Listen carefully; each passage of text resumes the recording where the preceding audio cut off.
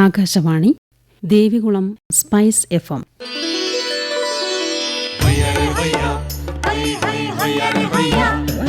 കിസാൻ വാണി.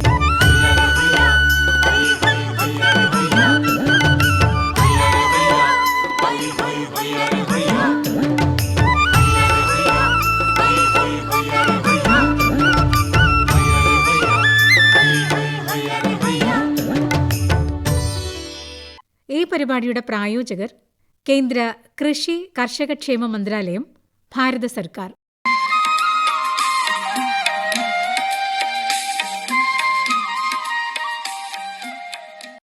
പ്രിയ ശ്രോതാക്കളെ, ഇന്നത്തെ കിസാൻ വാണിയിലേക്ക് സ്വാഗതം.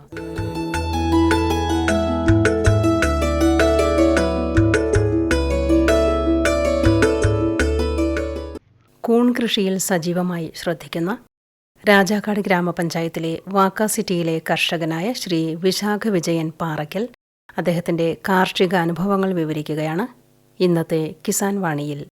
അദ്ദേഹവുമായി സംസാരിക്കുന്നത് അനുരാജ്.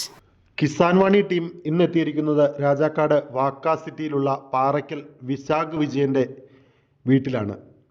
ഹൈറേഞ്ചിന് അത്ര പരിചിതമല്ലാത്ത കൂൺ കൃഷിയിൽ മികവ് തെളിയിച്ച യുവ കർഷകനാണ് വിശാഖ്. വിശാഖ് തൻ്റെ കാർഷിക അനുഭവങ്ങൾ കിസാൻ വാണി ശ്രോതാക്കളുമായി പങ്കുവയ്ക്കുന്നു. വിശാഖ്, നമസ്കാരം. നമസ്കാരം. വിശാഖ്, എത്ര വർഷമായിട്ട് ഈ കൂൺ കൃഷിയിൽ മുന്നോട്ട് പോകുന്നു? ഞാനിപ്പോൾ ഒരു 4 വർഷമായിട്ട് കൂൺ കൃഷി ചെയ്യുന്നുണ്ട്. 4-5 വർഷമായി തുടങ്ങിയിട്ട്. അതായത് ഫസ്റ്റ് സ്റ്റേജിൽ നമ്മൾ ചെറിയ രീതിയിൽ തുടങ്ങി, ഇപ്പോൾ ഒരു 4 വർഷം വരെ ആയിട്ടുണ്ട്. മറ്റെന്തെങ്കിലും കൃഷി വീട്ടിലുണ്ടോ? വേറെ നമുക്ക് ഏലമുണ്ട്, കുരുമുളക്, പിന്നെ ജാതി, അങ്ങനെ ഗ്രാമ്പു, കുറച്ച് വിളകൾ അല്ലാതെ ഉണ്ട്. പരമ്പരാഗത കാർഷിക കുടുംബത്തിലെ അംഗമായിരുന്നോ? അതെ അതെ.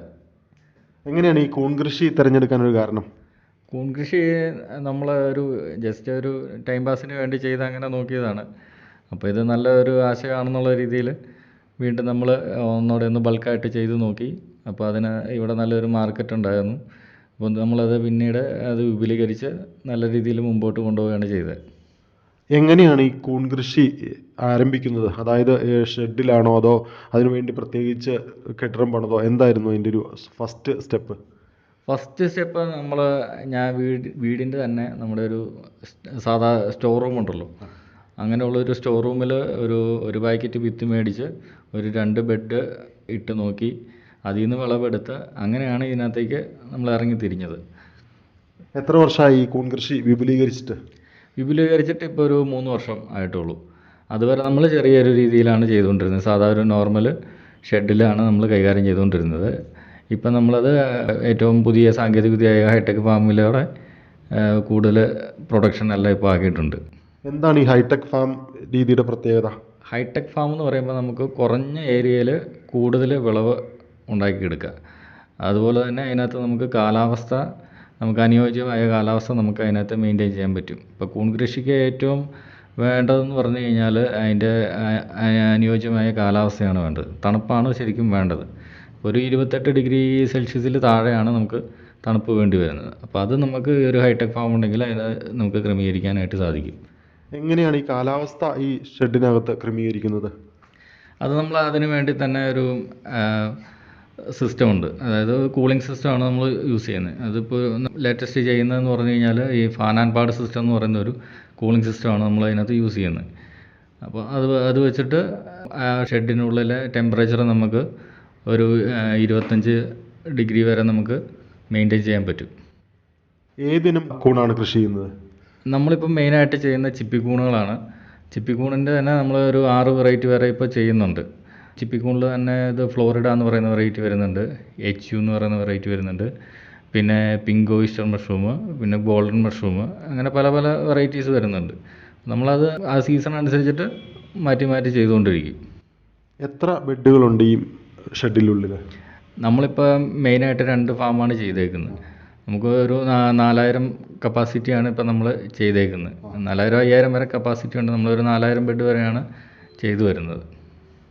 എങ്ങനെയാണ് ഒരു പുതിയ കർഷകൻ ഈ കൂൺ കൃഷിയിലേക്ക് വരുമ്പോൾ അദ്ദേഹം എന്തൊക്കെ കാര്യങ്ങളാണ് തീരുമാനിക്കേണ്ടത് അല്ലെങ്കിൽ ചെയ്യേണ്ടത്? കൂൺ കൃഷി എന്ന് പറയുന്നത് നമ്മൾ ഏറ്റവും നല്ല ഹൈജീനിക്കായിട്ട് ചെയ്യേണ്ട ഒരു കൃഷിയാണ്. അതായത് ഒരു കർഷകൻ കയ്യിൽ മണ്ണി പറ്റാതെ ചെയ്യുന്ന ഒരു കൃഷി രീതിയാണ് കൂൺ കൃഷി. അപ്പോൾ അതിൽ നമ്മൾ അത്രയും സെൻസിറ്റീവ് ആയിട്ടുള്ളൊരു ഇതാണ് കൂൺ കൃഷി എന്ന് പറയുന്നത്. അപ്പോൾ അതുപോലെ തന്നെ നമ്മൾ പ്രോപ്പറായിട്ട് ചെയ്യുന്ന റൂമും നമ്മൾ അതിനകത്ത് പ്രവേശിക്കുന്ന ആളുകളും എല്ലാം നല്ല രീതിയിൽ കൈകാലുകളെല്ലാം വൃത്തിയാക്കി നല്ല ഹൈജീനിക്കായിട്ട് മെയിൻറ്റെയിൻ ചെയ്ത് വേണം പോകാനായിട്ട്. പിന്നെ തുടക്കക്കാരെന്ന് പറയുമ്പോൾ അവർ എപ്പോഴും ഒരു ഫസ്റ്റ് സ്റ്റാർട്ടപ്പിൽ 1-2 ബെഡുകൾ ചെയ്തിട്ട് പിന്നീട് അത് ലാർജിലേക്ക് ആക്കുന്നതായിരിക്കും നല്ലത്. കാരണം ഒരുപാട് ഇതിനകത്ത് ഈ കണ്ടാമിനേഷൻ ഇത് വരാനുള്ള ചാൻസ് ഉണ്ട്. അപ്പോൾ അതുകൊണ്ട് നമ്മൾ തുടക്കക്കാർ എപ്പോഴും ഏറ്റവും കുറഞ്ഞ രീതിയിൽ ചെയ്യുക, അതിനുശേഷം അത് വിപുലീകരിച്ച് കൊണ്ടുവരിക എന്നേ ഉള്ളൂ. ഒരു കൂൺ കൃഷിയുടെ മാധ്യമം എന്ന് പറയുന്നത് അതിൻ്റെ ഒരു ബെഡാണ്. അതെങ്ങനെയാണ് ഒരുക്കുന്നത്? ബെഡ് നമുക്കിപ്പോൾ പല രീതിയിൽ നമുക്ക് ചെയ്യാൻ പറ്റും. ഇപ്പോൾ ഏറ്റവും കൂടുതലായിട്ട് ചെയ്തു വരുന്നത് വൈക്കോലും പിന്നെ അറക്കപ്പൊടിയാണ് ചെയ്തു വരുന്നത്. പിന്നെ നമുക്കത് ചകിരിച്ചോറിൽ ചെയ്യാം, വാഴക്കച്ചിയിൽ ചെയ്യാം. അങ്ങനെ പല പല മീഡിയത്തിൽ നമുക്ക് ചെയ്തെടുക്കാൻ പറ്റും. കൂടുതൽ വിളവ് കിട്ടുന്നതും നമുക്ക് ലാസ്റ്റ് ചെയ്യുന്നതും ഈ വൈക്കോലും അറക്കപ്പൊടിയുമാണ്. അതിൽ വൈക്കോലാണെങ്കിൽ നമുക്കൊരു 2-3 മാസം വരെ വിളവെടുക്കാൻ പറ്റും. അറക്കപ്പൊടി ആണെങ്കിൽ ഒരു 5 മാസം 6 മാസം വരെ നമുക്ക് വിളവെടുക്കാനായിട്ട് സാധിക്കും. കൂൺ കൃഷിയുടെ വിത്ത് നടുന്നത് മുതൽ അതിൻ്റെ ഒരു വിളവെടുപ്പ് വരെയുള്ള ആ ഘട്ടം എങ്ങനെയാണെന്ന് വിശദീകരിക്കാൻ കഴിയുക? നമ്മളിപ്പോൾ ഒരു കൂൺ കൃഷി സ്റ്റാർട്ടപ്പ് ചെയ്യുന്ന ഒരു ടൈമിൽ നമ്മളിപ്പോൾ വൈക്കോല ഒരു മാധ്യമമായിട്ട് തിരഞ്ഞെടുക്കുന്നതെന്നുണ്ടെങ്കിൽ ഈ വൈക്കോല് നമ്മൾ ഒരു തലേദിവസം അല്ലെങ്കിൽ ഒരു 12 to 16 മണിക്കൂർ വെള്ളത്തിൽ കുതിരാനായിട്ട് നമ്മൾ വെക്കണം. അത് ഫുള്ളായിട്ട് കുതിർന്ന് കഴിയുമ്പോൾ അതിൻ്റെ വെള്ളമെല്ലാം മാറ്റി വീണ്ടും ഒന്നുകൂടെ കഴുകി വൃത്തിയാക്കിയതിന് ശേഷം നമ്മളത് പിന്നെ അത് സ്റ്റീം ചെയ്തെടുക്കുകയാണ്. പുഴുങ്ങിയാണ് നമ്മൾ എടുക്കുന്നത്. അപ്പോൾ നമ്മളത് ഒന്നെങ്കിൽ ആവി കയറ്റി അങ്ങനെ പുഴുങ്ങിയെടുക്കാം, അല്ലെന്നുണ്ടെങ്കിൽ വെള്ളത്തിലിട്ടാണെങ്കിലും പുഴുങ്ങിയെടുക്കാം. ആവി കയറ്റി പുഴുങ്ങുന്നതാണ് ഏറ്റവും ബെറ്റർ. കാരണം വെള്ളത്തിലിട്ട് പുഴുങ്ങിക്കഴിയുമ്പം അതിനകത്ത് കൂടുതലായിട്ട് ഈർപ്പം പിടിച്ച് നിൽക്കാനുള്ളൊരു സാധ്യത കൂടുതലുണ്ട്. അപ്പോൾ നമുക്കത് പിന്നീട് ആ ഒരു ഈർപ്പം കറക്റ്റ് മെയിൻറ്റെയിൻ ചെയ്യാനായിട്ട് സാധിക്കില്ല. അതിനുശേഷം എന്താണ് ചെയ്യുന്നത്? അതിനുശേഷം നമ്മളത് ആ ഒരു 50% ഈർപ്പത്തിലേക്ക് ആ മാധ്യമത്തിനെ കൊണ്ടുവരിക എന്നുള്ളതാണ്. അപ്പോൾ അതിനായിട്ട് നമ്മൾ ഒന്നെങ്കിൽ ഇത് ഒരു ഡ്രയർ പോലെയുള്ള ഒരു സംവിധാനം ചെയ്തിട്ട് അങ്ങനെ നമുക്ക് ആ ഒരു ഈർപ്പം മെയിൻറ്റെയിൻ ചെയ്യാൻ പറ്റും. അതിനുശേഷം നമ്മളത് ചെറിയ ഉറി പോലെ കെട്ടി, അതായത് നമ്മൾ ചുമ്മാട് ചുരുട്ടുന്ന ഒരു രീതിയിലേക്കാക്കി റോൾ ചെയ്തെടുക്കുക ചെയ്യുന്നത്. അപ്പോൾ അത് നമ്മൾ പിന്നെ ഒരു PP കവറിനകത്തേക്ക് ആക്കിയിട്ട് അതിൻ്റെ സൈഡിൽ ഈ കൂണിൻ്റെ വിത്തിട്ട് അങ്ങനെ ലെയറായിട്ടൊരു 5-6 ലെയർ വെച്ചിട്ട് ആണ് നമ്മൾ ബെഡ് തയ്യാറാക്കുന്നത്. ഈ കിറ്റ് തുളച്ചു കൊടുക്കണോ ഈ കൂൺ? ഇത് നമ്മൾ അതിന് ഏതൊരു സസ്യത്തിനും വളരാൻ ഓക്സിജൻ ആവശ്യമാണല്ലോ.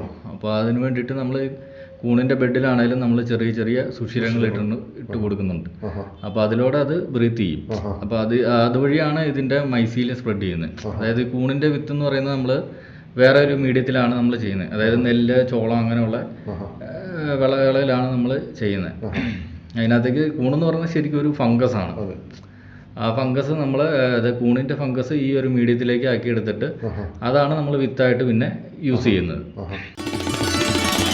हर जोखिम से निकल कर फसल आए, सुरक्षित हो जाए,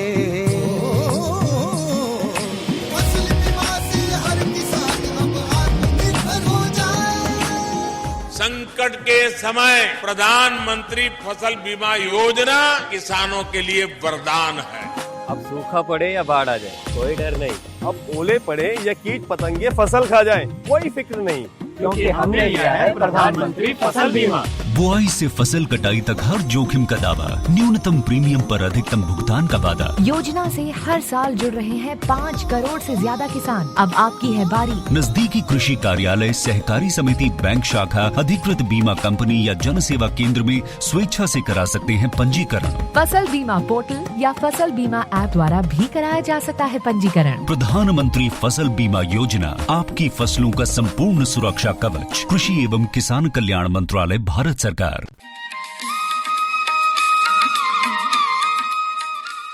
ഇതിന്റെ വിത്ത് എവിടെ നിന്നാണ് സംഘടിപ്പിക്കുന്നത്? വിത്ത് നമ്മൾ ഈ കൂണിൽ നിന്ന് തന്നെ അതിൻ്റെ കൾച്ചർ എടുക്കുകയാണ് ചെയ്യുന്നത്. അതിൻ്റെ ടിഷ്യൂ ആണ് നമ്മൾ എടുക്കുന്നത്. ടിഷ്യൂ എടുത്തിട്ട് അതാണ് കൾച്ചറാക്കി കൾച്ചർ ചെയ്തെടുക്കുന്നത്. ആ കൾച്ചറിൽ നിന്ന് പിന്നെ നമ്മളത് ഈ നെല്ല്, ചോളം പോലെയുള്ള ധാന്യങ്ങളിലേക്ക് മാറ്റിയെടുക്കുകയാണ് ചെയ്യുന്നത്. ഈ മറ്റ് വിളകളെ അപേക്ഷിച്ച് ഇതിന് എത്ര സമയം വേണം ഇതിൻ്റെ വിളവെടുപ്പിലേക്ക് എത്താനായിട്ട്? അതാണ് ഇതിനകത്ത് ഏറ്റവും വലിയൊരു പ്രത്യേകത. മറ്റ് വിളകൾ പോലെ ഒരുപാട് കാലതാമസം വരുന്നില്ല. അതായത് നമ്മൾ ഇപ്പോൾ ഒരു മാസത്തിൽ ആദ്യമേ സ്റ്റാർട്ട് ചെയ്ത് കഴിഞ്ഞാൽ ആ മാസം തീരുന്നതിന് മുമ്പ് ഇതിനകത്ത് വിളവെടുക്കാനായിട്ട് നമുക്ക് സാധിക്കും. അതായത് ഒരു 20-25 ദിവസത്തിനുള്ളിൽ വിളവെടുക്കാനായിട്ട് സാധിക്കും.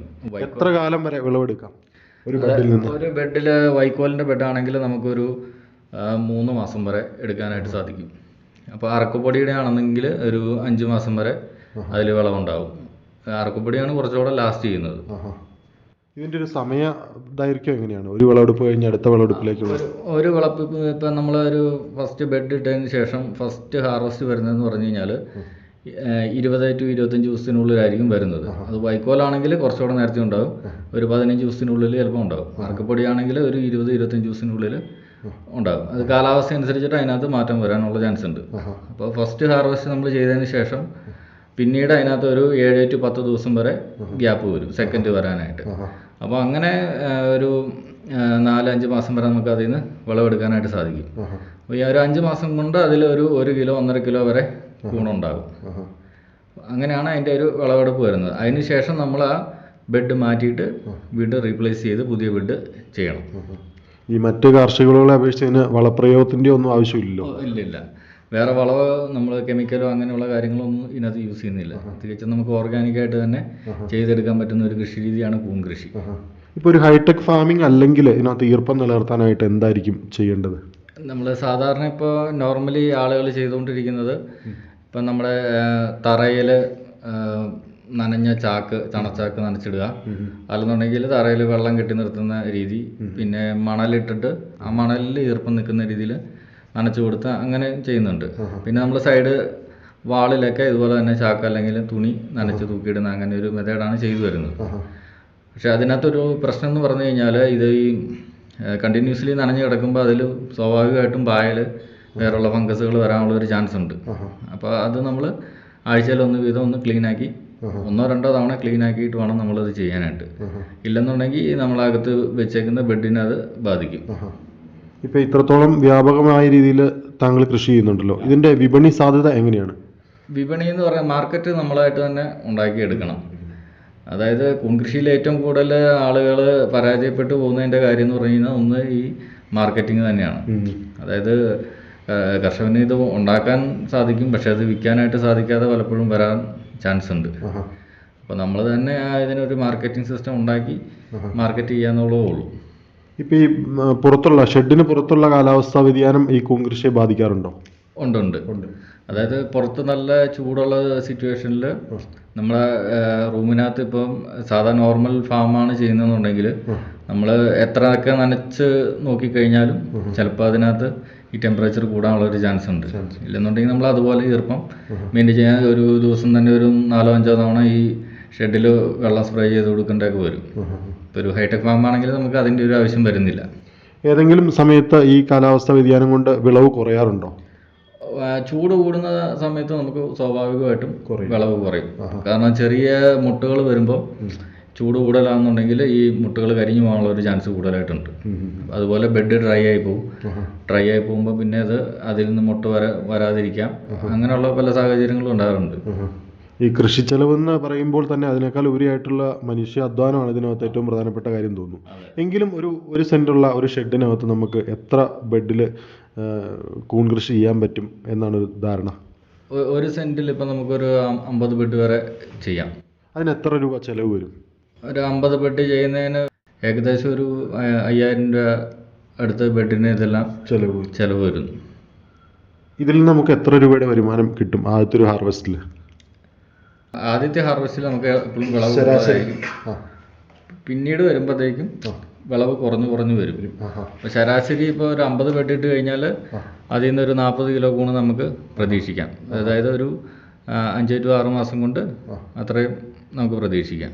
അപ്പോൾ ആവറേജ് ഒരു ഇപ്പോൾ കിലോയ്ക്ക് ഒരു 400, 500, 600 വരെ റേഞ്ചിൽ പല റേറ്റിൽ കൂണ് ഉണ്ട്. അപ്പോൾ അതനുസരിച്ചിട്ട് നമുക്ക് ഇപ്പോൾ 40 കിലോ ആണെങ്കിൽ 300 രൂപ വെച്ച് കൂട്ടി കഴിഞ്ഞാൽ 12 രൂപ അടുത്ത് കിട്ടും. ഇപ്പോൾ വ്യാപകമായിട്ട് താങ്കൾ കൃഷി ചെയ്യുന്നുണ്ട്. അപ്പോൾ ഈ വിപണി നമ്മൾ തന്നെ കണ്ടുപിടിക്കണം എന്ന് പറഞ്ഞു. എങ്ങനെയാണ് ഇതിൻ്റെ ഒരു വിപണനം? അതായത് ഏതൊക്കെ പഞ്ചായത്തുകളിൽ ഇത് കൊടുക്കുന്നുണ്ട്? നമ്മൾ നേരിട്ട് പോയി വിതരണം ചെയ്യണോ അതോ കടകളിൽ വിൽക്കുകയാണോ? എങ്ങനെയാണ് അതിൻ്റെ ഒരു മാർഗം? അത് ഇപ്പം നമ്മൾ ചെയ്യുന്ന ഒരു മാർക്കറ്റിംഗ് മെത്തേഡ് എന്ന് പറഞ്ഞു കഴിഞ്ഞാൽ നമുക്ക് കൂടുതലും ഡയറക്റ്റ് കസ്റ്റമേഴ്സാണ് കൂടുതലായിട്ടുള്ളത്. പിന്നീട് നമ്മൾ പിന്നെ ഷോപ്പുകളിൽ ചെയ്യുന്നുണ്ട്. അത് വെജിറ്റബിൾ ഷോപ്പുകൾ, സൂപ്പർ മാർക്കറ്റ്, അതുപോലെ ബേക്കറികൾ, പിന്നെ ഈ കാറ്ററിംഗ് സർവീസ്. ഇപ്പോൾ ഒരു കല്യാണം അങ്ങനെയുള്ള എന്തെങ്കിലും ഫംഗ്ഷൻ വന്നു കഴിഞ്ഞാൽ അങ്ങനെയൊക്കെ നമ്മൾ ചെയ്ത് കൊടുക്കുന്നുണ്ട്. പിന്നെ നമ്മൾ ഹോം ഡെലിവറി ആയിട്ട് അങ്ങനെ ചെയ്യുന്നുണ്ട്. പിന്നെ നമ്മുടെ വീട്ടിൽ തന്നെ വന്ന് മേടിക്കാനുള്ള ഒരു സംവിധാനം കൂടെ നമ്മൾ ചെയ്യുന്നുണ്ട്. ഹോം ഡെലിവറിയാണ് നമുക്ക് കൂടുതലായിട്ടും ബെറ്ററായിട്ട് വരുന്നത്. ഈ മുൻപത്തെ അപേക്ഷിച്ച് ഹൈ റേഞ്ചിലുള്ള കൂടുതൽ കുടുംബങ്ങൾ ഇപ്പോൾ കൂണൊക്കെ വാങ്ങാൻ തുടങ്ങിയിട്ട് മുൻപ് അങ്ങനെ ഉണ്ടായിരുന്നോ? മുമ്പ് തീരെ മാർക്കറ്റ് കുറവായിരുന്നു. ആളുകൾക്ക് ഇതിനെപ്പറ്റിയുള്ള ഒരു ധാരണ തീരെ കുറവായിരുന്നു. അതായത് കൂണെന്ന് പറയുന്ന ഒരുപാട് പോഷക ഗുണങ്ങളുള്ള ഒരു ഭക്ഷ്യവസ്തുവാണ് കൂണ്. അപ്പോൾ അത് പലർക്കും അത് അറിയാതെ പോയിട്ടുണ്ട്. ഇപ്പോൾ പിന്നെ ആളുകളിലേക്ക് ഇത് പരിചയമായി വരുന്നുണ്ട്. അപ്പം ആവശ്യക്കാർ അധികമായിട്ട് വരുന്നുണ്ട് കൂണിന്. ഈ ചിപ്പിക്കൂൺ മാത്രമാണോ കൃഷി ചെയ്തതോ മറ്റെന്തെങ്കിലും? ഇല്ല, ചിപ്പിക്കൂണാണ് ഇപ്പോൾ നമ്മൾ ചെയ്തുകൊണ്ടിരിക്കുന്നത്. നമ്മൾ വേറെ വെറൈറ്റീസ് ഇങ്ങനെ പരീക്ഷിച്ച് നോക്കിയിട്ടുണ്ട്. ഇപ്പം നമ്മുടെ ഇവിടെ കൂടുതലും മാർക്കറ്റ് ചെയ്യാൻ പറ്റുന്നത് ചിപ്പിക്കൂണ് തന്നെയാണ്. വേറെ നമ്മൾ പാൽക്കൂണ് ചെയ്യുന്നുണ്ടായിരുന്നു. പക്ഷെ അതിന് ഇവിടെ അത്ര നല്ല മാർക്കറ്റ് കിട്ടിയില്ല. അതുകൊണ്ട് നമ്മൾ പിന്നെ ചിപ്പിക്കൂണ് തന്നെയാണ്. ഇതാണോ ഏറ്റവും രുചികരമായ ഒരു? ചിപ്പിക്കൂണാണ് ഇതിൽ നമുക്കുള്ളതിൽ കുറച്ചുകൂടെ ബെറ്റർ. പാൽക്കൂണ്, ബട്ടർ മഷ്റൂം ഇതിനെയൊക്കെ വെച്ച് നോക്കുമ്പോൾ കുറച്ചുകൂടെ ആളുകൾക്ക് താല്പര്യം ചിപ്പിക്കൂണ് കഴിക്കാനായിട്ടാണ്. ഈ ചിപ്പിക്കൂണിൽ തന്നെ പല വെറൈറ്റികളുണ്ടല്ലോ. അതിൽ ഏത് വെറൈറ്റിയാണ് കൂടുതലായിട്ട് കൃഷി ചെയ്യുന്നത്? നമ്മളിപ്പോൾ ചെയ്യുന്നതെന്ന് പറഞ്ഞു കഴിഞ്ഞാൽ ഫ്ലോറിഡയും HU എന്ന് പറയുന്ന ഒരു വെറൈറ്റിയാണ് നമ്മൾ കൂടുതൽ ചെയ്യുന്നത്. എന്താണ് അതിൻ്റെ പ്രത്യേകത? അതിൻ്റെ പ്രത്യേകത എന്ന് പറഞ്ഞു കഴിഞ്ഞാൽ കൂടുതൽ രുചിയുണ്ട്. അതുപോലെ നല്ല മൃദുവായിട്ടുള്ള കൂണാണ്. അതുപോലെ വിളവും നല്ല രീതിയിൽ കിട്ടും.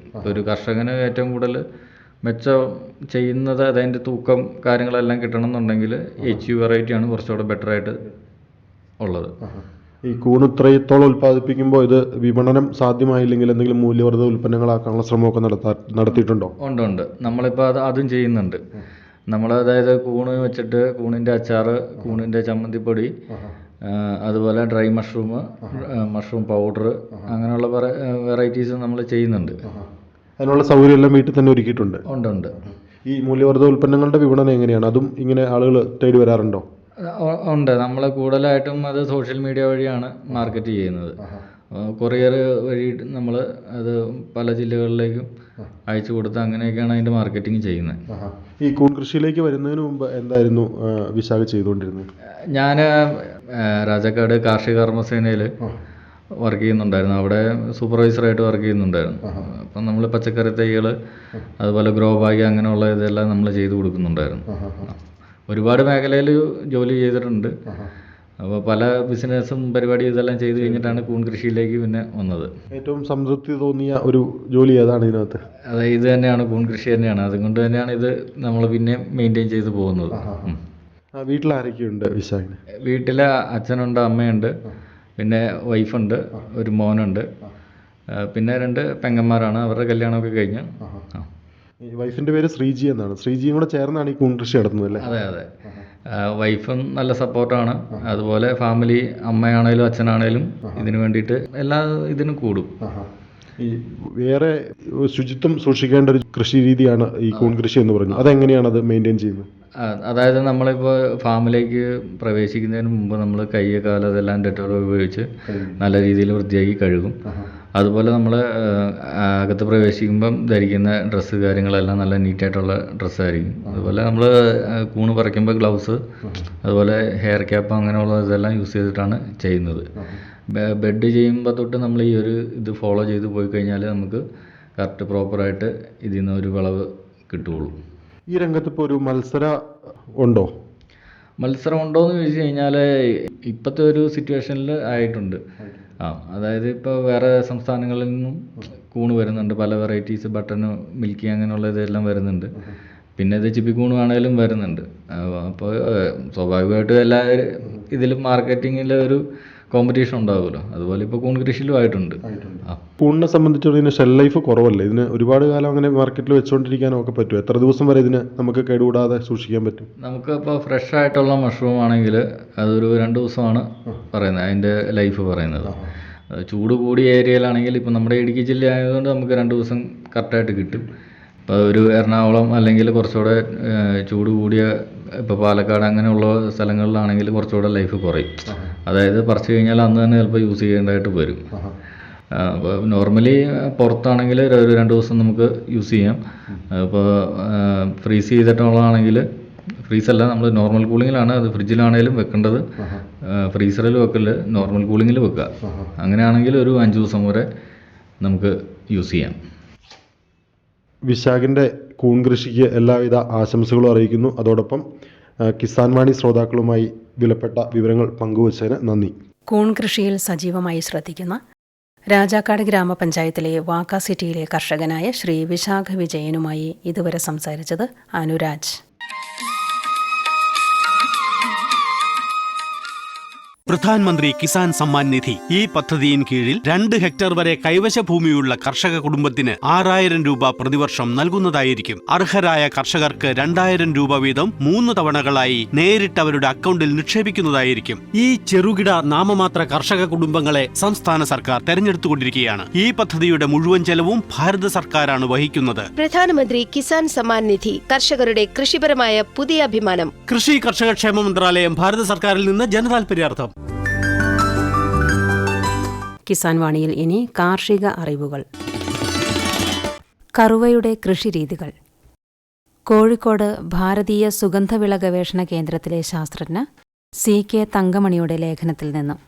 ലൊറേസ്യ സസ്യകുടുംബത്തിൽ ഉൾപ്പെടുന്നതും സിന്നിമോമം വിറം എന്ന ശാസ്ത്രനാമത്തിൽ അറിയപ്പെടുന്നതുമായ കറുവച്ചെടി ശ്രീലങ്കയിൽ നിന്നും ഉത്ഭവിച്ചതാണെന്ന് പറയപ്പെടുന്നു.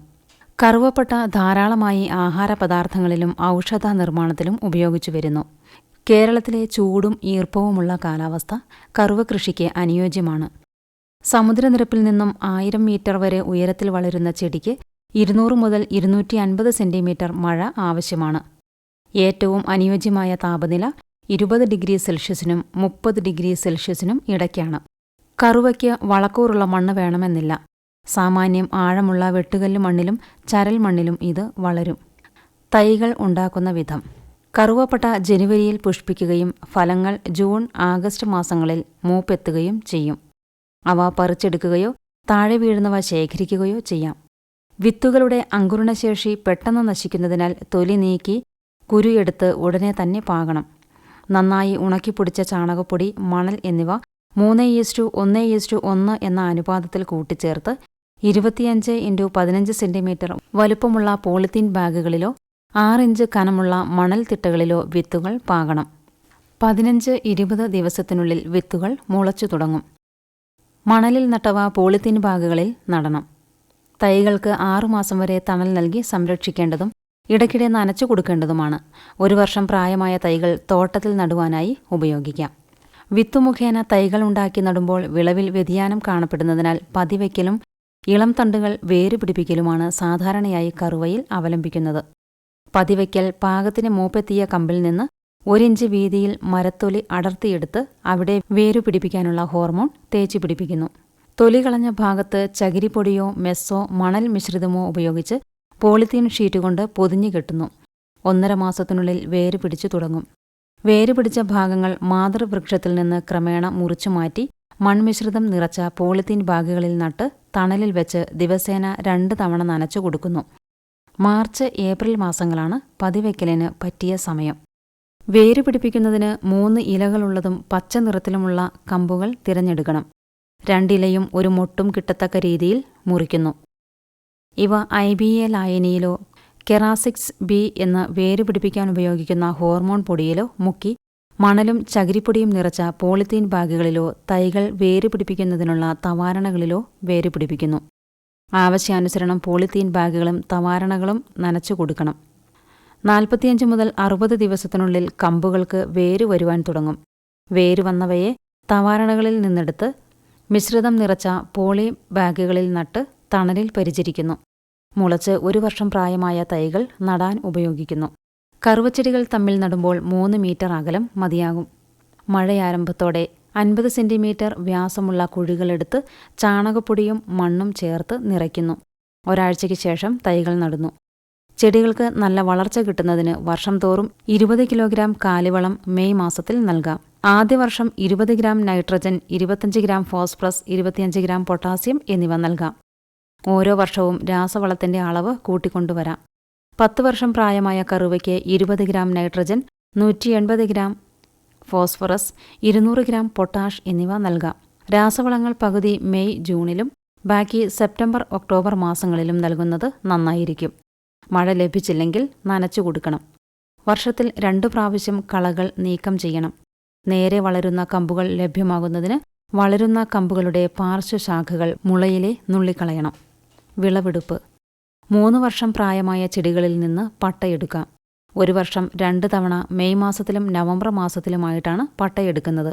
തൊലി നന്നായി ഇളകുന്നുണ്ടോ എന്ന് പരിശോധിച്ച ശേഷം മാത്രമേ കമ്പുകൾ മുറിക്കുവാൻ പാടുള്ളൂ.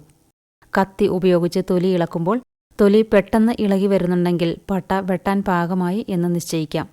വിളവെടുപ്പ് കഴിയുന്നതും രാവിലെ തന്നെ നടത്തണം. 2 മുതൽ 2.5 സെന്റിമീറ്റർ വ്യാസമുള്ള കമ്പുകൾ 1.5 മുതൽ 2 മീറ്റർ വരെ നീളത്തിൽ മുറിച്ചെടുക്കണം. അതിൻ്റെ ചെറുശാഖകളും ഇലകളും മാറ്റിയതിനു ശേഷം പുറമേയുള്ള തവിട്ടു നിറത്തിലുള്ള തൊലി ചുരണ്ടി മാറ്റണം. അതിനുശേഷം തണ്ട് ശക്തിയായി തിരുമ്മി തൊലി ഇളകി വരുന്ന വിധമാക്കണം. അതിനുശേഷം നീളത്തിൽ കമ്പ് കീറി തൊലി വേർതിരിച്ചെടുക്കുന്നു. ഇളക്കിയെടുത്ത പട്ടകൾ പകൽ തണലത്ത് ഉണക്കണം. ശേഷം നല്ലതും നീളം കൂടിയതുമായ പട്ടകൾ പുറത്തും ചെറിയവ അകത്തും വെച്ച് കൈകൊണ്ടമർത്തി ചുരുട്ടി കുഴൽ പോലെയാക്കി അറ്റം ഭംഗിയായി വെട്ടിയ ശേഷം തണലിൽ വീണ്ടും ഉണക്കുക. ഇതിനെ ക്വിൽസ് എന്ന് പറയുന്നു. ഇവ കെട്ടുകളായി വയ്ക്കണം. നേരിട്ട് വെയിലത്ത് ഉണക്കിയാൽ പട്ടകൾ ചുക്കിച്ചുളഞ്ഞ് ഗുണമേന്മ കുറയുവാൻ ഇടയാകും. കഷ്ണങ്ങളായ തൊലി ക്വില്ലിങ്സ് എന്ന പേരിൽ അറിയപ്പെടുന്നു. തടിയും തൊലിയും വേർപെട്ട് കിട്ടാത്തവയും മറ്റു കഷ്ണങ്ങളും ചിപ്സ് എന്ന പേരിലും അറിയപ്പെടുന്നു. 1 ഹെക്ടറിൽ നിന്ന് ശരാശരി 200 മുതൽ 300 വരെ കിലോഗ്രാം കറുവപ്പട്ട ലഭിക്കും. തൊലി, ഇല എന്നിവയിൽ നിന്ന് എണ്ണ ഉൽപ്പാദിപ്പിക്കുന്നു.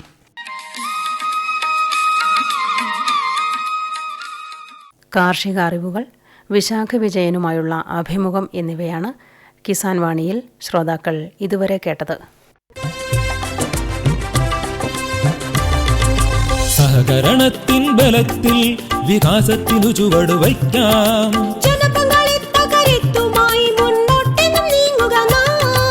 ജനകോടിയിൽ ഈ വിപ്ലവം ഉണർത്തിയല്ലോ വിശ്വാസം. നാം ഒത്തുചേർന്ന വികാസത്തിനെ പതാക പറത്തിടാം. സഹകരണം നമ്മുടെ വികാസത്തിൻ പ്രതീകം.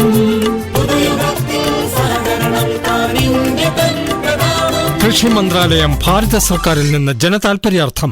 ഈ പരിപാടിയുടെ പ്രായോജകർ കേന്ദ്ര കൃഷി കർഷകക്ഷേമ മന്ത്രാലയം, ഭാരത സർക്കാർ. എല്ലാ കിസാൻ വാണി ശ്രോതാക്കൾക്കും കൂപ്പുകൈ.